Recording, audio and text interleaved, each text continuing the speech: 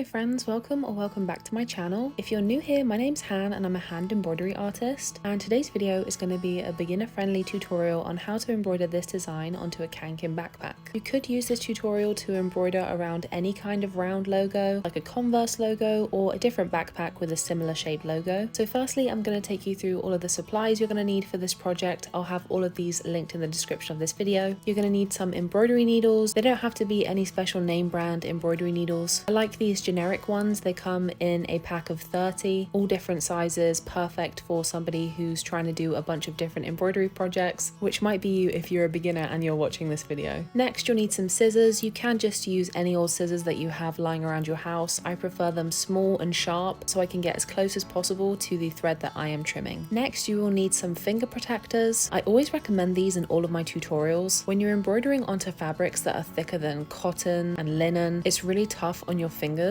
and you might not even realize until after you're done embroidering they'll start to ache, they might hurt. So finger protectors of some kind are essential. Next, you're going to need something to sketch the design out onto the backpack. I'm just going to be using a really fine lined pencil, but again, if you are a beginner you might want to go with an erasable embroidery marker. I always recommend this marker. It's the Dritz dual disappearing ink marker, and I recommend using the blue side because the blue side disappears when it comes into contact with water. So if you have a little spray bottle lying around, you can just spritz it onto the backpack and all traces of the blue pen will disappear. Next, you're going to need some embroidery thread. This kind of looks like a Christmas color scheme, but I promise it's not going to turn out anything like that. I like to store my threads on these clothespins. It keeps them really neat, and you can also write the thread number on the end of the clothespin just for extra organization and to make it easy to grab the perfect color. And lastly, you're going to need a backpack. I believe this is a Kanken sling bag. It's not like their regular other backpacks, but I like it. I think it's super cute. I got a little bit ahead of myself and I already outlined a bunch of the strawberries that I want to embroider. That happens a lot with these tutorials, but here you can just see me going over those outlines that I already made. The shape we're going for here is kind of just a triangle with a rounded point, and you can add as many or as few strawberries as you want. I like to add quite a few, and I also like to make sure they're facing in different directions. So the next step for this tutorial is going to be prepping our thread. Embroidery thread comes in larger strands made up of 6 tiny strands, and in order to achieve really neat looking stitches you have to split away some of those threads from the larger thread. So for every single stitch in this tutorial we're going to be using a thread density of 2 strands, which means from the one strand that embroidery thread comes in, we're going to be splitting 2 tinier little strands away from that. I'll remind you to do this whenever you have to rethread your needle, but just remember this because it really does make a difference in the end result. Once you've prepared your thread and threaded your needle and knotted the end of your thread, it's time to put your finger protectors on and get stitching. It doesn't really matter which strawberry you start with. I'm just starting at the top of the backpack here, and the first stitch we're going to do is an open-ended lazy daisy stitch. Usually with lazy daisy stitches you do the 2 initial passes through the material quite close together so that you can achieve a thin uniform looking petal, but for these lazy daisy stitches we're leaving them quite open so it kind of forms a U shape, and that's going to be the outer border of our strawberry. Once you've done this lazy daisy stitch and anchored it at the bottom of the strawberry, you're just going to do some satin stitches to fill that strawberry shape up. I find that doing the lazy daisy stitch for the border of the strawberry helps to keep it nice and neat, and you know exactly where you have to stitch with your satin stitches. There's like a visible border, and it helps to keep all of the strawberries quite uniform and a similar shape. Just remember that all of your strawberries don't have to be the same shape, because when was the last time you got a carton of strawberries that were all exactly the same? It's okay if they're a little bit different in their shape and size. It's okay if you overlap these satin stitches a little bit. I personally like it when embroidery looks a little bit 3D on the material that it's embroidered onto, and by overlapping your satin stitches you'll just make your strawberries a little bit more 3D in nature.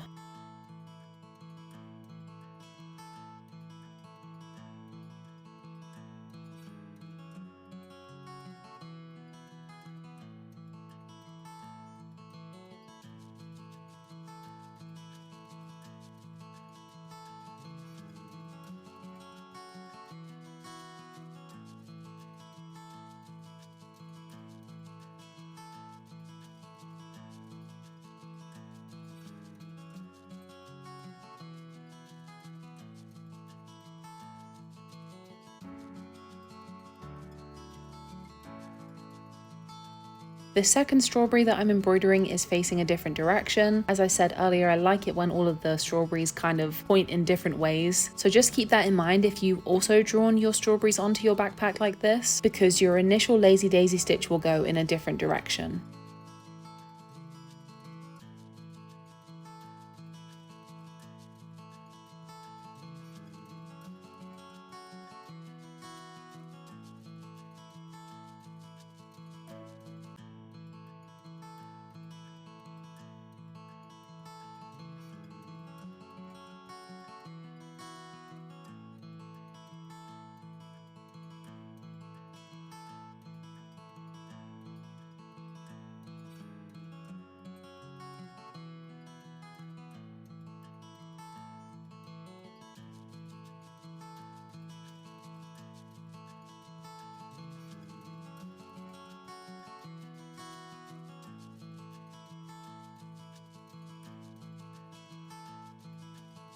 Here's a close-up of what the strawberries look like after they've been filled with the satin stitches. They don't really resemble strawberries yet, but don't worry, we're going to add some more details later on to really make these red blobs resemble strawberries. I'm just going to quickly show you how I tie off and secure my thread when I come to the end of the thread that I'm working with. I like to loop my needle inside some of the inner stitches once or twice, and then I make 2 to 3 knots in a similar fashion, but I just make knots in those loops and then I trim off the excess thread. You're going to make sure that thread is really secure and not going anywhere, since this embroidery will likely come into contact with books and whatever else you put in your backpack. You want to make sure that it's as secure as possible. I filmed this tutorial over a couple of days, so I'm really sorry about the light change here. Kind of like the lighting on the second day though. Okay, so once you are finished stitching all of the bodies of the strawberries, that's kind of a weird term, you should have something that looks a little bit like this. And again, don't forget to tie off and secure your thread in a similar way to how I'm doing it here. I embroider a lot of shoes, and as you can imagine, embroidery on shoes goes through quite a lot since you wear them on your feet, and this is the method that I use to tie off and secure all of the thread within my shoes.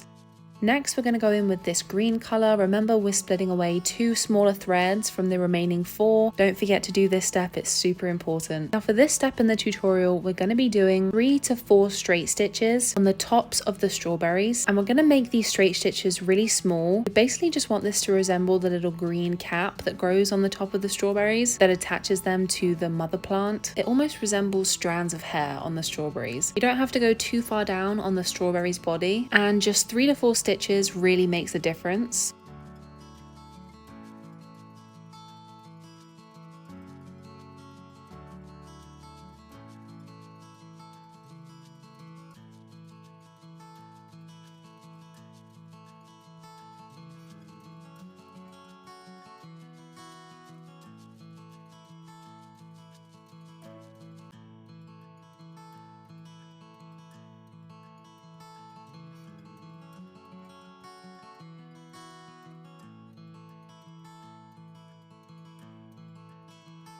And when you're done with those 3 to 4 stitches, you can add a tiny little straight stitch on the very top of the strawberry, and that will be the stem, or the part of the stem that was trimmed away from the bigger stem.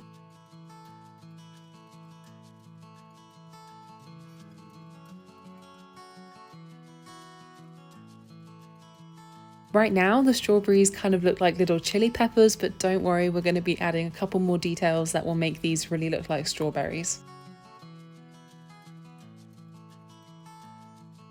If you have some bigger strawberries on your backpack, then just add more than 3 to 4 of these little green straight stitches. We basically just want the top end of the strawberry to be covered by green.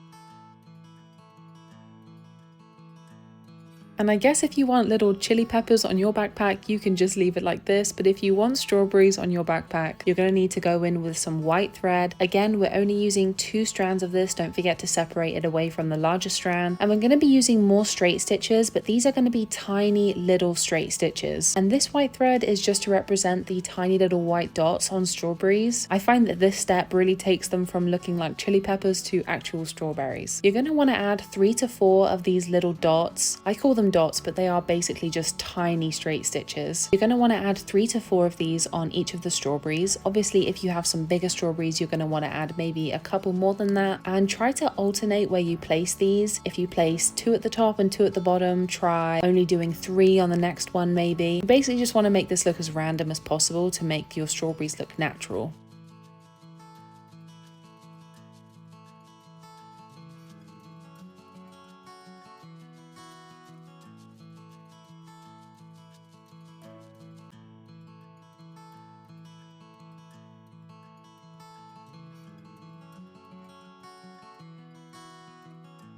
Once you're done with your white dots on your strawberries, you should have something that looks a little bit like this, but don't tie off and secure your thread yet, because we're actually going to keep using this same white thread for our next stitch. But before we go back in with that white thread, we're going to mark out 3 areas on the backpack between the strawberries where we want to embroider 3 tiny white flowers. So for these little white flowers, we're going to be using the lazy daisy stitch, and this is more of a classic lazy daisy stitch. So the initial passes through the fabric are super close together, and then you anchor the loop of thread at the apex of where you want the petal to be.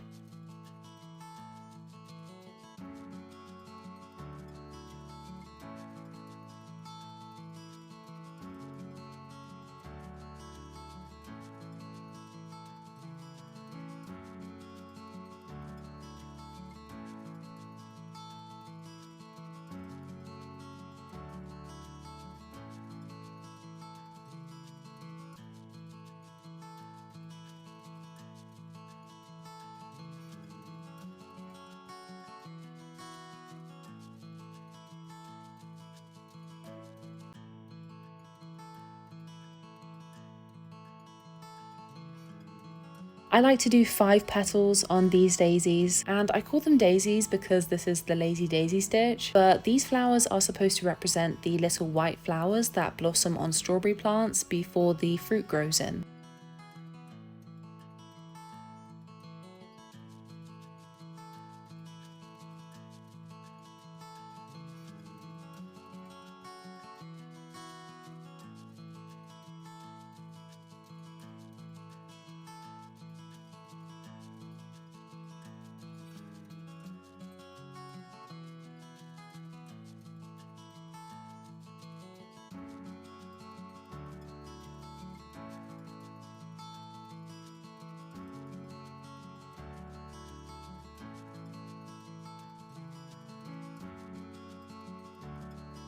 Once you're done using the lazy daisy stitch for the petals, we're actually going to go in and fill these petals up with just 1 straight stitch on the inside of each lazy daisy stitch. We're basically using the outlines of the petals and just filling that up with 1 straight stitch, kind of like how we did with the strawberries, but a little bit less intense since you only need 1 stitch for each petal.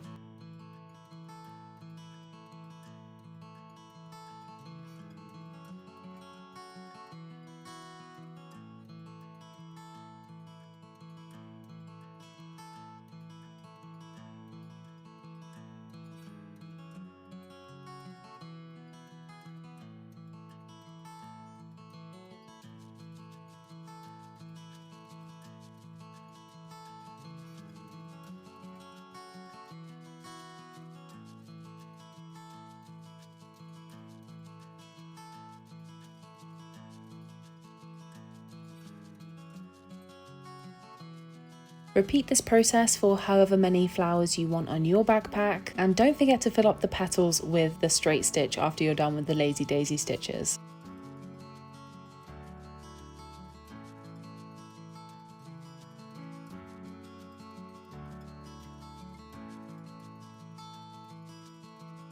Once you're done stitching those white flowers, again, do not tie off and secure your thread yet. We're going to be continuing on with this white thread, and we're going to be adding in some French knot stitches. Now, I know a lot of people struggle with French knots, but I'm literally going to show you close up how to do it in this video about 25 times, so hopefully it becomes a little easier. I myself am quite a visual learner, so I hope that this helps you guys out at home if you're struggling with this stitch.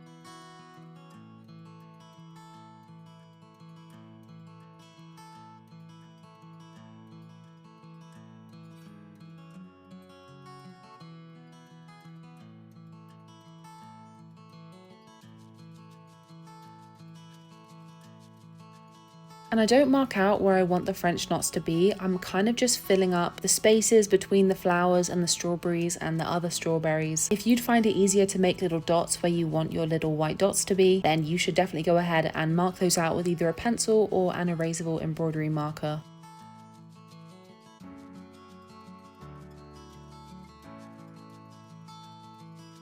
I find the French knot stitch to be the perfect stitch for little filling details like this. If you have a bit of space that just needs to be filled with something small and dainty, a couple of French knots are perfect. They almost look like little petals blowing in the wind, and I think they really bring this whole design together.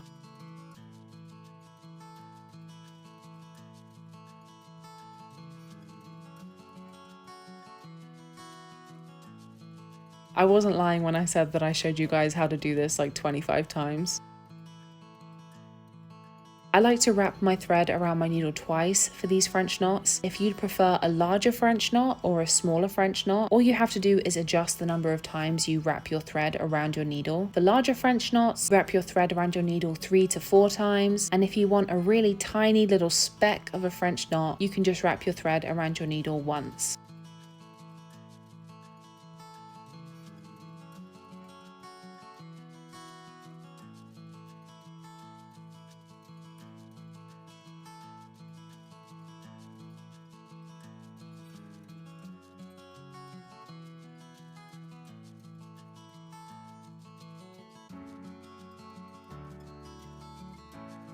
And this step isn't super necessary, but I like to add a very light yellow French knot in the center of each of the white flowers that we stitched, just to make them look a little more realistic with some pollen in the center.